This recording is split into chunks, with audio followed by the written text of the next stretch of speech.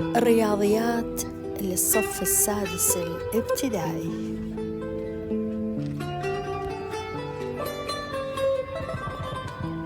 ناتج ضرب عددين لهما الإشارة نفسها هو عدد موجب. ناتج ضرب عددين مختلفين في الإشارة هو عدد سالب. إذن هاي القاعدة في الضرب لازم أعرفها. أجد ناتج الضرب. السؤال الأول 3 ضرب 9. 3 ضرب 9 أكتب 27. بعدين أشوف الإشارة.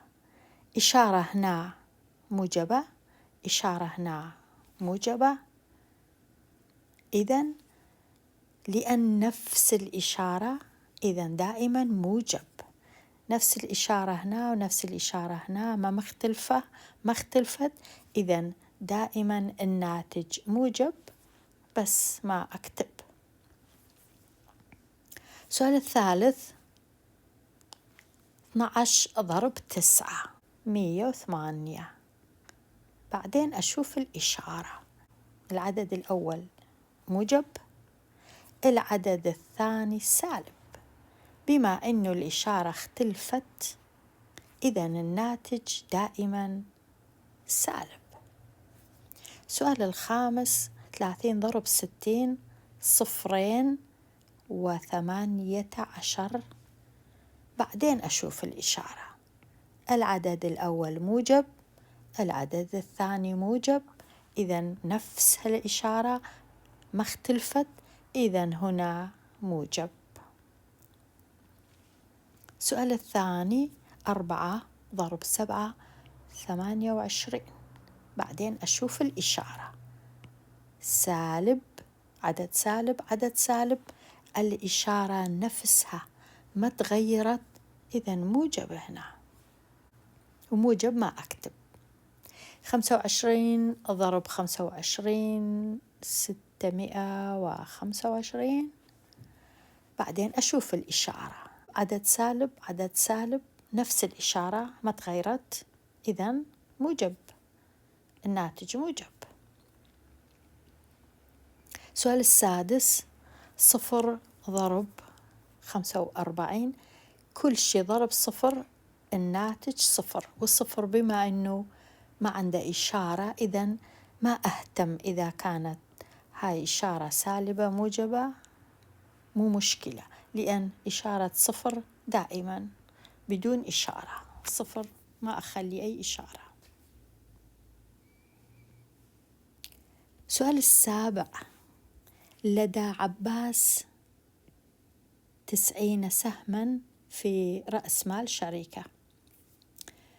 إذا انخفض سعر السهم بمقدار 200 دينار فما المبلغ الذي خسره عباس من حسابه؟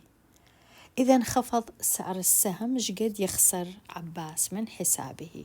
عندنا 90 سهم وكل سهم 200 دينار. خلي نشوف إيش قد يكون كلها. 90 ضرب 200، بس لأنه خسارة إذن لازم يكون هنا أخلي سالب.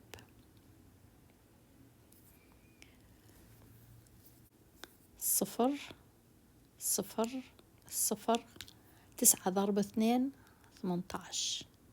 بعدين أشوف الإشارة. العدد الأول موجب، العدد الثاني سالب، الإشارة اختلفت، إذن لازم أخلي سالب. المبلغ اللي يخسره عباس هو 18,000 دينار. 18,000 دينار يخسر إذا مقدار السهم ينخفض بمقدار 200 دينار لأنه عنده 90 سهم. السؤال الثامن تسحب علياء من حسابها من الصراف الآلي 5000 دينار كل أسبوع.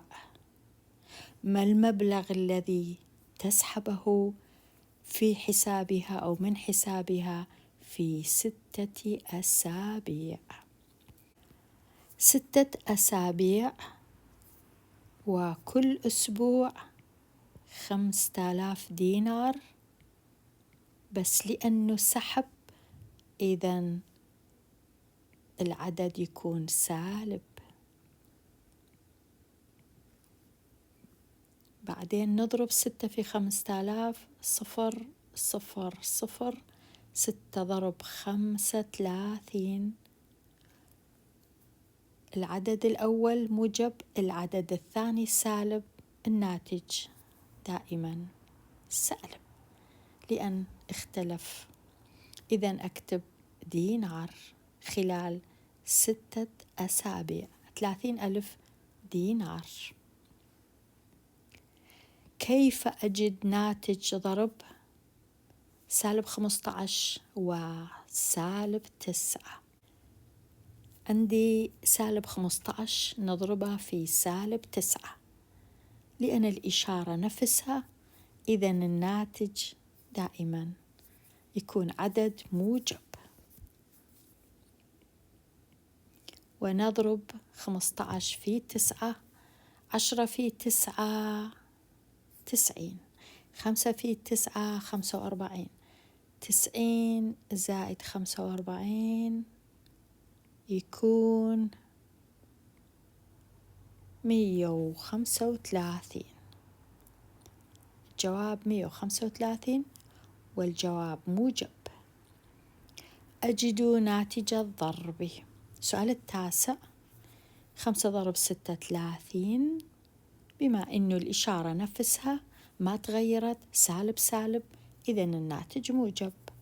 سؤال 11، 8 ضرب 4 32، و8 ضرب 1 8 مع 3 11.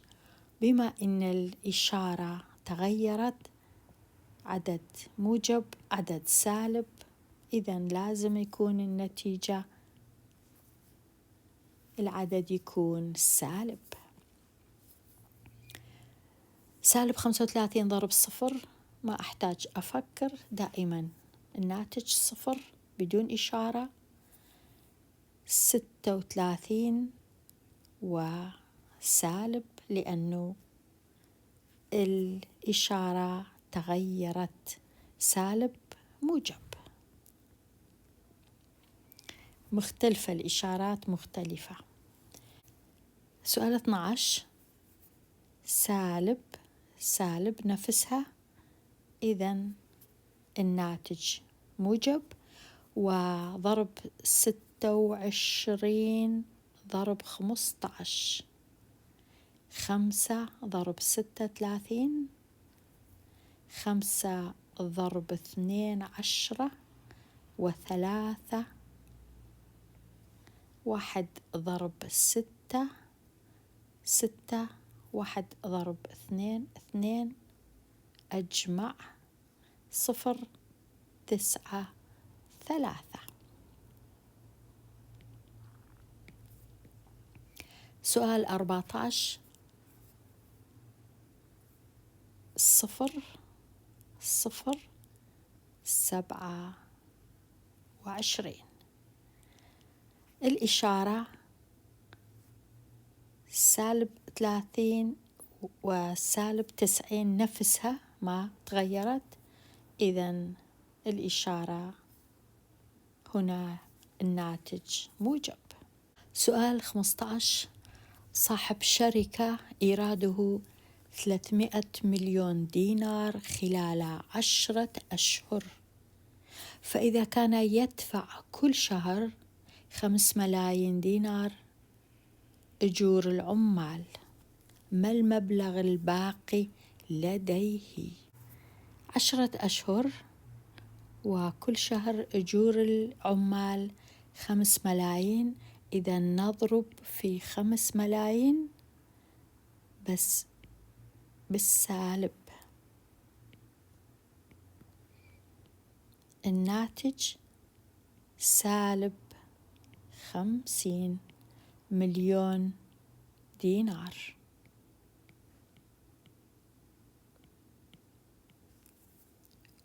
والإيرادات 300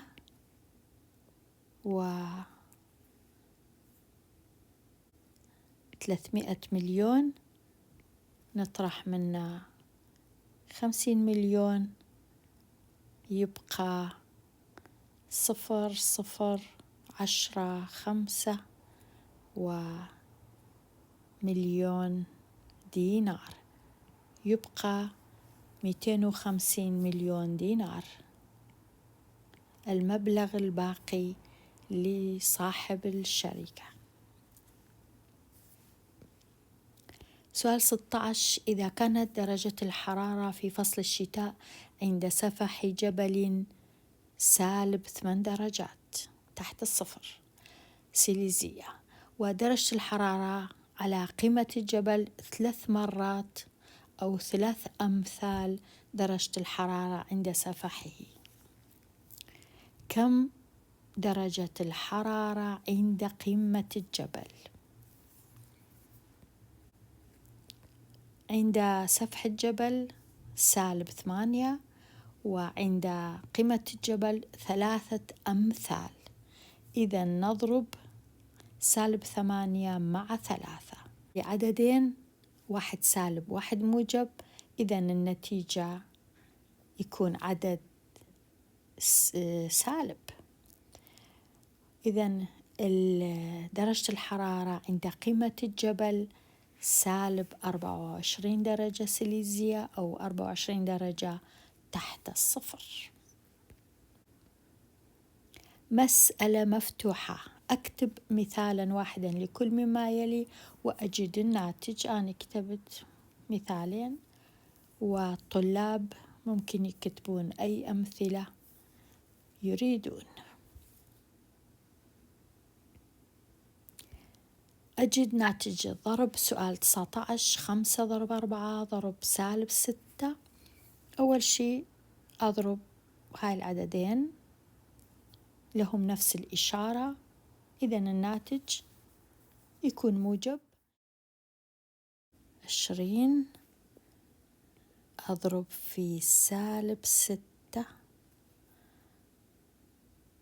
0. 2 ضرب 6 12. الإشارة اختلفت، إشارات مختلفة، عدد موجب عدد سالب، إذا الناتج السالب. سؤال الرقم 20. عندي عدد سالب عدد سالب، الإشارة بقت نفسها نفس الإشارة، إذا الناتج يكون موجب. بعدين أضرب هذا الناتج الموجب بعدد موجب، الإشارة تبقى نفسها، إذا الناتج يبقى موجب. سؤال 21. عدد سالب عدد سالب، الإشارة نفسها، الناتج عدد موجب. 27 أضرب في عدد سالب، إشارات مختلفة، موجب سالب، إذا الناتج سالب.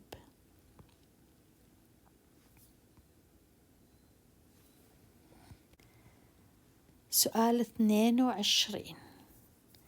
وجدت سامية وهدى ناتجة سالب 9 ضرب سالب 31، فكانت إجابة سامية سالب 279 وإجابة هدى موجب 279. أيهما إجابتها صحيحة ولماذا؟ لأن عندي عددين سالب سالب، الإشارة نفسها ما تغيرت، نفس الإشارة، الناتج دائما موجب، إذن هذا الناتج صحيح. إجابة هدى إجابة صحيحة. سؤال 23 عددان صحيحان ناتج ضربهما 28 أجد القيم الممكنة لهذين العددين. مثلا لو كان عندي 1 ضرب 28 الناتج 28، بس لو كان عندي -1 و-28 الناتج أيضا 28. لو كان عندي 2 ضرب 14 الناتج أيضا 28. لو كان عندي -2 و-14 إذن أكو 6 حالات ممكن الناتج يكون موجب 28. اكتبوا ناتج ضربي -23 ضرب -23. بما أنه الإشارة نفسها إذن الناتج موجب، ونضرب 23 في 23. هاي النتيجة، نتيجة موجبة، العدد موجب. إلى اللقاء في درس جديد.